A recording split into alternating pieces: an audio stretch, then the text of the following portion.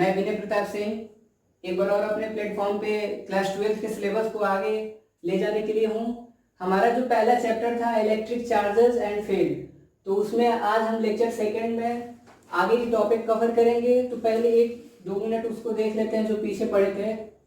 हमारी चैप्टर की स्टार्टिंग हुई थी इलेक्ट्रोस्टैट से,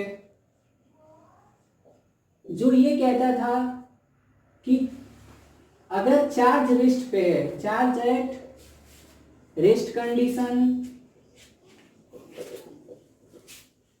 and we deal its force, field and potential, तो हम उसे इलेक्ट्रोस्टैट कहते थे, जिसमें हमने चार्ज पढ़ लिया था और उसके बाद इसकी प्रॉपर्टी पढ़ी थी। तो पहला था एडिटिविटी, जो ये कहता था कि Q net is equal to Q1 plus Q2 plus Q3 dot dot dot magnitude के साथ ऐड कर देते थे जैसे इंटीजर ऐड होता था। फिर हमने पढ़ा था कंजर्वेशन, जो ये कहता था कि charges can not be created not destroyed, it can be transferred from one form to another. फिर हमने थर्ड पढ़ा था क्वांटाइजेशन,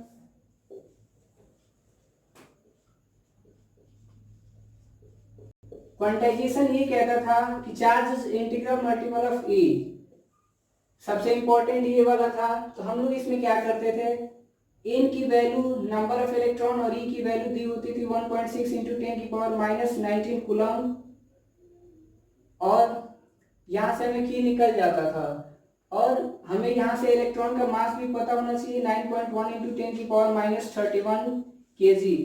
क्वेश्चंस में यहाँ पे हमको 3 चीज दिख रही है, एक Q दिख रहा है, एक E दिख रहा है, एक N दिख रहा है। अगर हमें 2 पैरामीटर पता होगा तो हम तीसरा निकाल लेंगे। तो हम लोग लास्ट वाले लेक्चर में बस यहीं तक पढ़े थे, और आज हम लोग कूलम्ब्स फोर्स स्टार्ट करेंगे, जो कि ये दिख रहा है कि इलेक्ट्रोस्टैट का पहला टॉपिक है कि रेस्ट चार्ज अगर रेस्ट पे है तो सबसे पहली चीज जो डिस्कस करना है वो फोर्स, यानी कि जब चार्ज रेस्ट पे रहता है तो सबसे पहले उसका फोर्स डिस्कस करते हैं। तो फोर्स को डिस्कस करने के लिए हम कौन से टॉपिक का यूज करेंगे, तो वो है हमारा कूलम्ब्स लॉ। अब इसको देखते हैं आगे।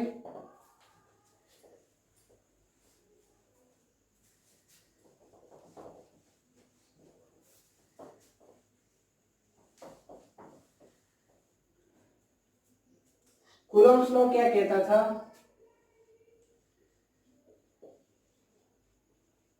according to this law the electrostatic force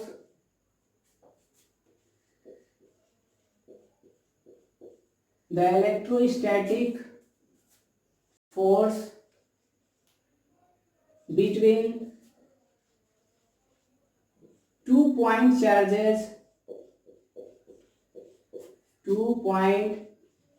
charges is directly proportional to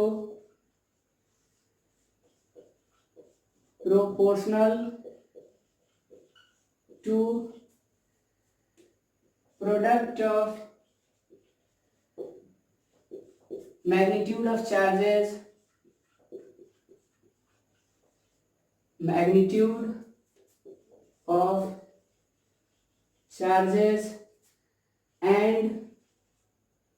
and inversely proportional to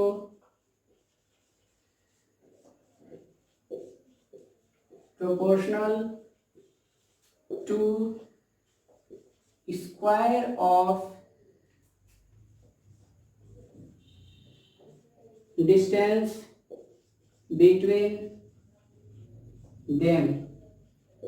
Coulomb's law क्या कहता है कि the electrostatic force between 2 point charges is directly proportional to product of magnitude of charges and inversely proportional to square of distance between them। That means mathematically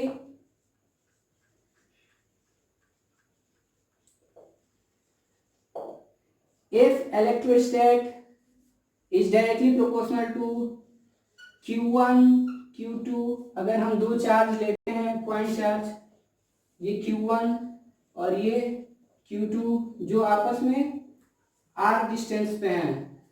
हमारे पास दो point charge है Q1 Q2 जो आपस में r distance पे हैं।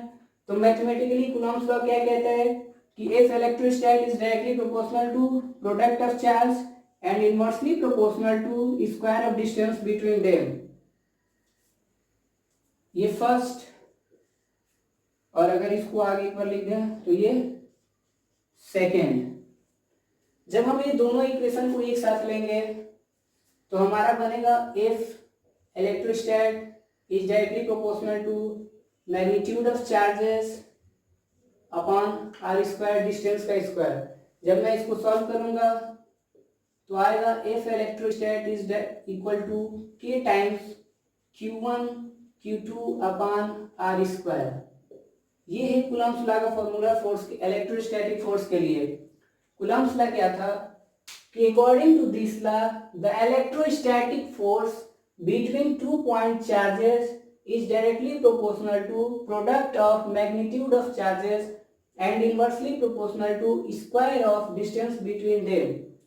ये कहता है कूलम्ब्स लॉ कि अगर हमारे पास दो पॉइंट चार्ज है तो उन दो पॉइंट ऑफ चार्ज के बीच फोर्स जो होगा उनके मैग्नीट्यूड के प्रोडक्ट के डायरेक्टली प्रोपोर्शनल होगा और उनके स्क्वायर के डिस्टेंस के स्क्वायर के इनवर्सली प्रोपोर्शनल होगा। जो कि ये आया कि ये electrostatic force directly proportional to Q1 Q2 and inversely proportional to distance का स्क्वायर। मैंने इसको प्रोपोर्शनलिटी कांस्टेंट हटाया तो 1k आया। अब आगे हम इसको देखेंगे कि 1k की वैल्यू क्या होगी और कैसे होगा। तो अभी तक इतना था।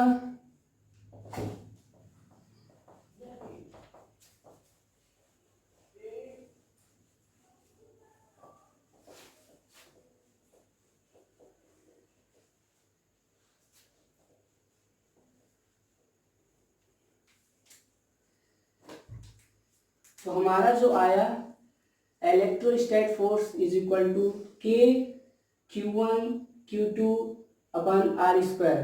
k क्या है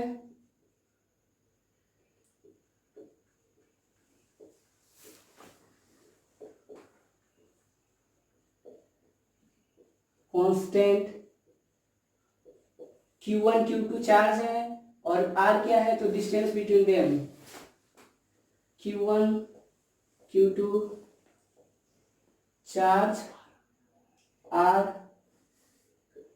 distance between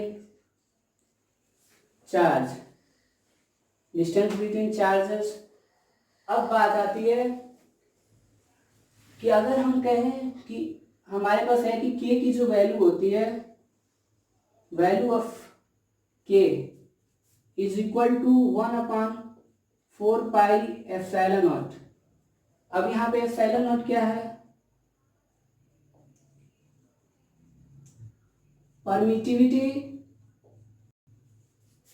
of free space.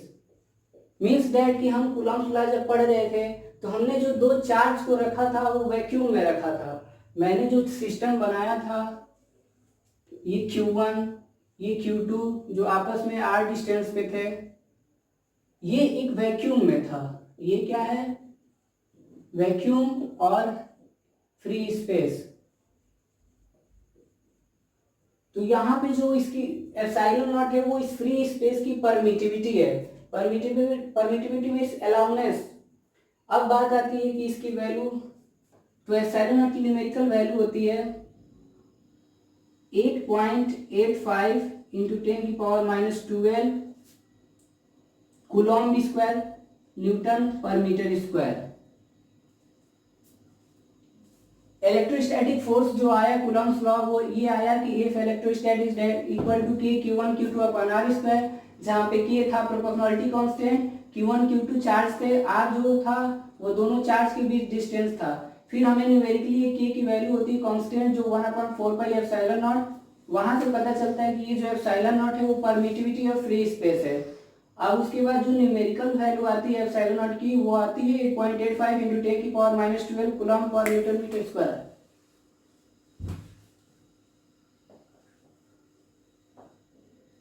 अब अगर मुझे k की वैल्यू निकालनी होगी तो k is equal to 1/8.85 into 10 की पावर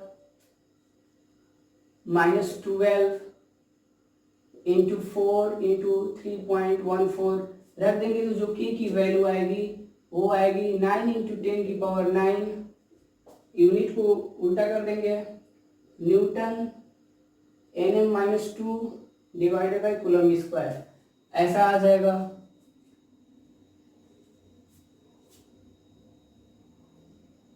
और अब एक चीज और आती है कि की वैल्यू तो 9 इंटू 10 की पावर 9 हो गई। अब एक चीज यहाँ पे एक रिलेशन हम पढ़ते हैं, या जब हमको पता करना होगा कि हम जो इलेक्ट्रोस्टैटिक फोर्स ये पढ़े हैं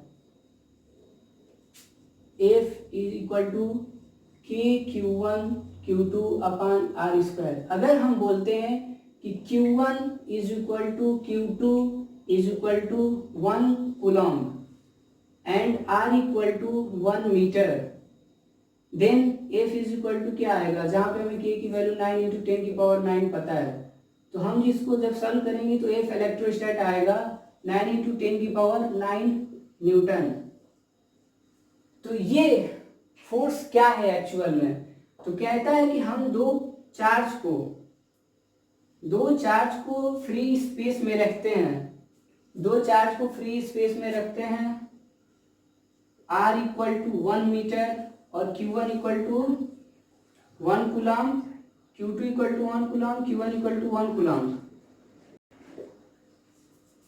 तो यहां से जो इलेक्ट्रोस्टैटिक फोर्स आता है वो 9 इंटू 10 की पावर 9 न्यूटन आता है, जो फोर्स ऑफ रिपल्सन है, because both are same charge, positive charge. तो हम ये कहते हैं कि अगर हमको 1 कूलम को डिफाइन करना होगा तो हम कैसे डिफाइन करेंगे, तो कहता है 1 कूलम कि ये वो फोर्स है जो जब हम दो चार्ज को r डिस्टेंस पे रखते, r इक्वल टू 1 मीटर पे रखते हैं तो इतना फोर्स बनाता है। जब हम दो चार्ज को r डिस्टेंस मतलब 1 मीटर अपार्ट रखते हैं तो इतना फोर्स जनरेट करता है 9 इंटू 10 की पावर 9 न्यूटन, यही 1 कूलम है। तो यहां से ये पता चल रहा है कि ये जो 1 कूलम है बहुत बड़ी है, जो 1 कूलम है ये कोई छोटी यूनिट नहीं है, ये बहुत बड़ी यूनिट है क्योंकि इसकी वैल्यू इतना फोर्स दे रही है। इसीलिए हम फर्दर यहाँ पे इलेक्ट्रोस्टैट में छोटे चार्जेस पढ़ते हैं जो कि माइक्रो कूलम और मिली कूलम, जिसकी वैल्यू 10 की पावर -6 कूलम और इसकी वैल्यू 10 की पावर -3 कूलम। अभी तक हमने देखा कि इसमें किसको क्या कहते हैं, तो K कांस्टेंट था, Q1 Q2 चार्ज थे, एप्सिलॉन नॉट क्या था, तो परमिटिविटी ऑफ फ्री स्पेस, और इसकी वैल्यू होती थी 8.85 इंटू 10 की power -12 coulomb per newton metre square. और जब मैंने बोला कि भैया अगर हमारे पास Q1 Q2 की वैल्यू 1 कूलम हो जाएगी और डिस्टेंस 1 मीटर हो जाएगा तो उस केस में जो हमारा फोर्स आएगा इतना आएगा। तो ये जो F इक्वल टू 9 इंटू 10 की पावर 9 न्यूटन है, ये हम यूज करते हैं 1 कूलम को डिफाइन करने के लिए। तो 1 कूलम क्या है, वो फोर्स जो दो चार्ज की वजह से बना है और वो दोनों चार्ज आपस में 1 मीटर पे थे और ये फ्री स्पेस में थे, ये फ्री स्पेस है।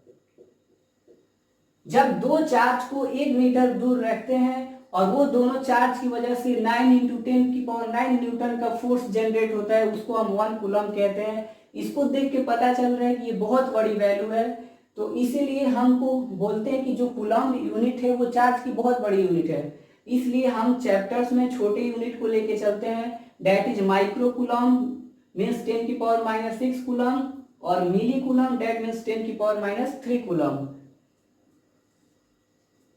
अभी इसमें थोड़ा सा एक चीज और देखते हैं।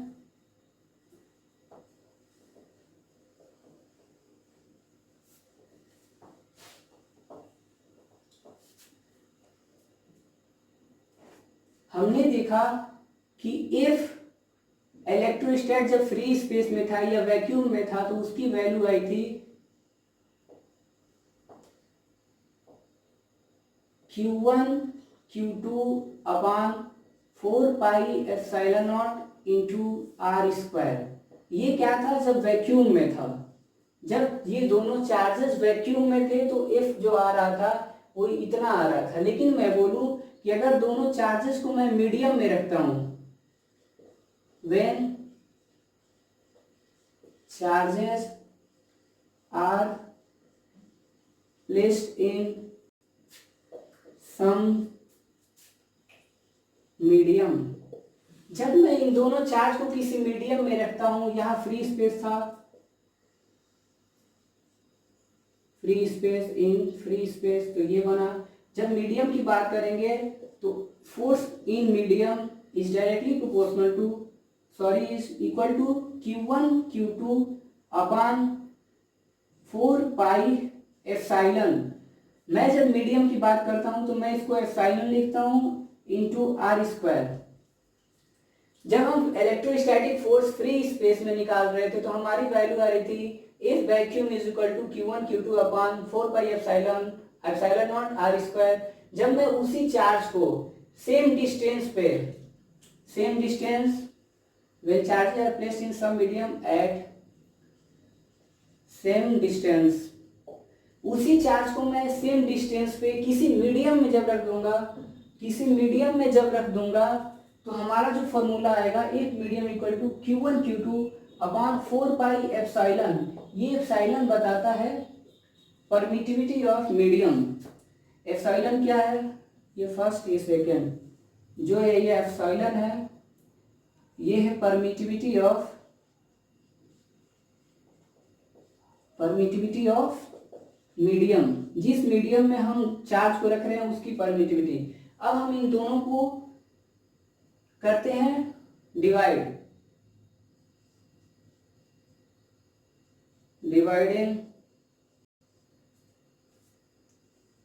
इक्वेशन सेकेंड बाय फर्स्ट, ऐसे करते हैं या फर्स्ट वाले को ले लेते हैं, फर्स्ट अपॉन सेकेंड, तो क्या होगा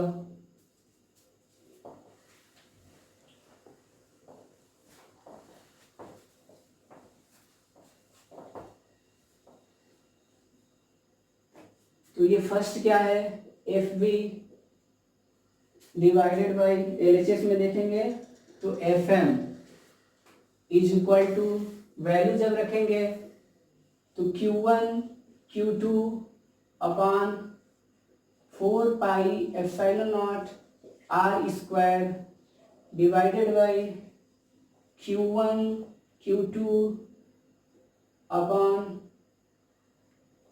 4 पाई एप्सिलॉन, क्योंकि ये मीडियम का है परमिटिविटी है आर स्क्वायर, तो ये क्या आएगा कि F vacuum upon F medium जब सॉल्व करेंगे तो Q1 Q2 upon 4 pi epsilon naught r square into 4 pi epsilon into r square divided by Q1 Q2, ये 4 पाई कट गया, आर कट गया, ये कट गया, एप्सिलॉन बच जाएगा, ये कट गया। तो हमारा जो आ रहा है कि F vacuum upon F medium is equal to epsilon upon epsilon naught, तो ये जो होता है इसको हम रिलेटिव परमिएबिलिटी बोलते हैं।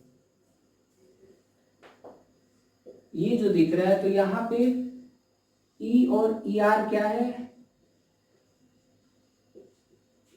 रिलेटिव परमिटिविटी या रिलेटिव परमिटिविटी या परमिएबिलिटी बोलते हैं। अब इसकी वैल्यू आ गई, क्या बोला कि अगर फ्री स्पेस में इलेक्ट्रोस्टैटिक फोर्स को ऐसे रिप्रेजेंट करते हैं और अगर मैं सेम चार्ज को सेम डिस्टेंस पे किसी मीडियम में रख देता हूं तो ये फॉर्मूला ये बनता है, जहां पे मैंने बोला कि ये एप्सिलॉन परमिटिविटी ऑफ मीडियम है, और उसके बाद मैंने क्या किया कि इक्वेशन फर्स्ट को इक्वेशन सेकंड से डिवाइड कर दिया, तो जो हमारा आया ये आया, that is F vacuum upon F medium is equal to Q1 Q2 upon 4 pi epsilon naught r square upon Q1 Q2 upon 4 pi epsilon r square. मैंने जब इसको सॉल्व किया तो हमारी रेशियो की जो आ रही है वो ई आर, मतलब एप्सिलॉन अपॉन एप्सिलॉन नॉट को हम रिलेटिव परमिएबिलिटी बोलते हैं, परमिएबिलिटी भी बोलते हैं। परमिएबिलिटी, रिलेटिव परमिएबिलिटी या परमिटिविटी बोल देंगे। अब इस पे क्वेश्चंस आते हैं, क्वेश्चंस पे हम लोग कर लेते हैं। जिसे अगर बोलें तो हम इसको कभी कभी के से रिप्रेजेंट करते हैं। के मीन्स परमिटिविटी ऑफ मीडियम। अब इस पे क्वेश्चन करते हैं एक।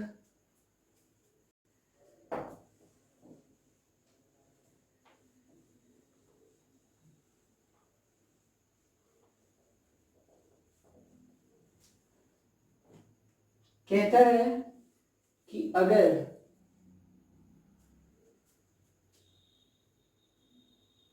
Question 2 point charges are having equal 2 point charge Q1, हमारे पास दो चार्ज है, 2 point charge having equal charges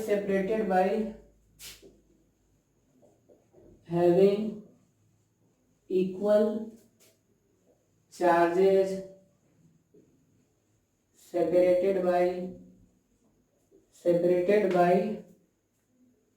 1 meter distance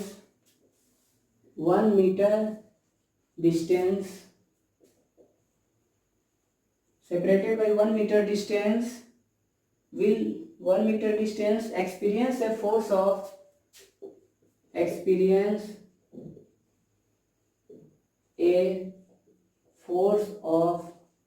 8 Newton. Experience a force of 8 Newton. What will be the force experienced by them? What will be the force experienced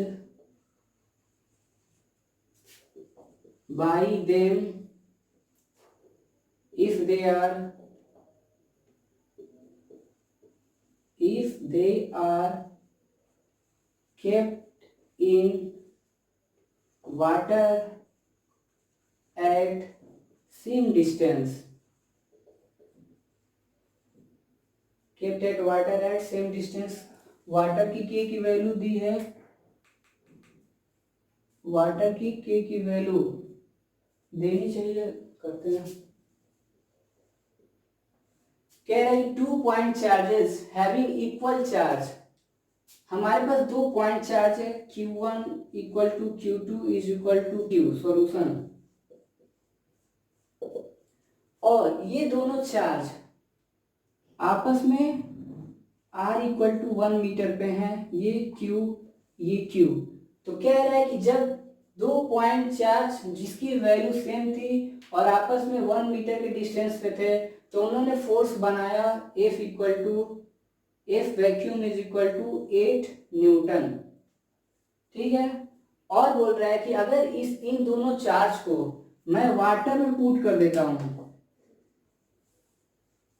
putting in water, मैं इस system को water में put करता हूं तो क्या होगा?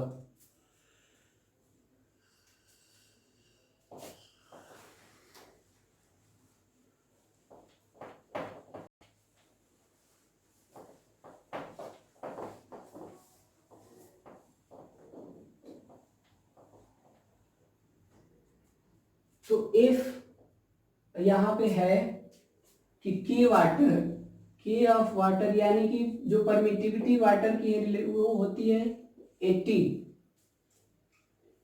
तो हम फॉर्मूला यूज करेंगे, वी नो दैट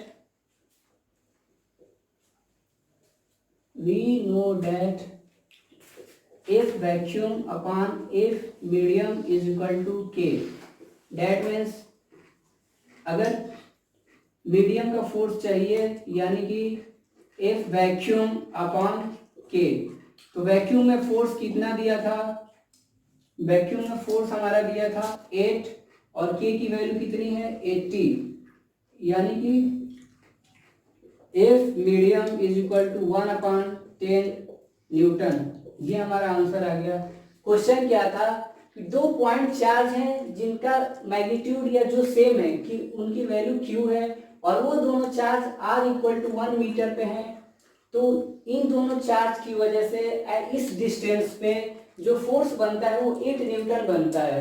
अगर मैं इन दोनों चार्ज को अगर किसी वाटर में रख देता हूँ तो उस केस में जो मीडियम का फोर्स इलेक्ट्रोस्टैटिक फोर्स बनेगा वो कितना बनेगा, तो के वाटर यानी कि जो परमिटिविटी वाटर की है वो दी हुई है, तो we know that F vacuum upon F medium equal to K, और इसी को हम लोग जो पढ़े थे epsilon upon epsilon not relative permittivity, तो के की वैल्यू हमको पता है, तो एफ वैक्यूम मीडियम चाहिए था, तो वैक्यूम का फोर्स 8 न्यूटन अपॉन के की वैल्यू 80, तो मैंने इसको सॉल्व किया तो ये आया F maximum equal to 1 upon 10 Newton.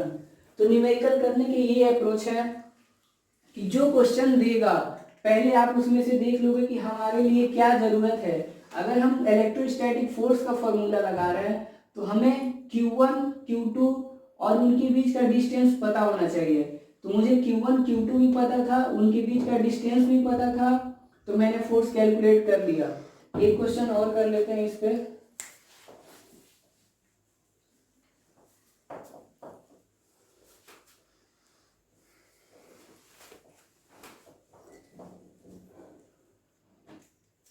एक क्वेश्चन और कहते हैं कि if Q1 is equal to 2 microcoulomb and Q2 is equal to -3 microcoulomb are equal to 2 millimetre, तो इलेक्ट्रोस्टैटिक फोर्स निकालना है, F electrostatic equal to question mark. तो हम क्या करेंगे, हम फॉर्मूला यूज करेंगे, लेकिन थोड़ा सा इसको चेंज कर लें, तो सॉल्यूशन क्या होगा, पहले हमको जो चार्ज चाहिए वो कूलम में चाहिए, तो Q1 is equal to 2 microcoulomb is equal to 2 into 10 की पावर -6 कूलम। जो Q2 होगा वो होगा -3 microcoulomb is equal to -3 into 10 की पावर -6 कूलम। अब जो इलेक्ट्रोस्टैटिक फोर्स बोलता था वो ये कहता था कि इफ इलेक्ट्रोस्टैटिक इक्वल टू के Q1 Q2 upon R square, ये जो दोनों साइन दिखा रहा है ये मैग्नीट्यूड का दिखा रहा है, यानी कि हम इसमें से बस पॉजिटिव साइन लेंगे और रेडियस को भी कन्वर्ट कर दें, radius equal to 2 millimetre is equal to 2 into 10 की पावर -3 मीटर। बस हमें वैल्यू पुट करनी है, हमारा आंसर आ जाएगा। तो F electrostat is equal to के की वैल्यू होती थी 9 इंटू 10 की पावर 9 इंटू Q1 की वैल्यू कितनी आई 2 इंटू 10 की पावर -6 इंटू Q2 की वैल्यू 3 इंटू 10 की पावर स्क्वायर, आर कितना था हमारा 2 इंटू 10 की पावर -3 का whole square. F electrostat equal to करें तो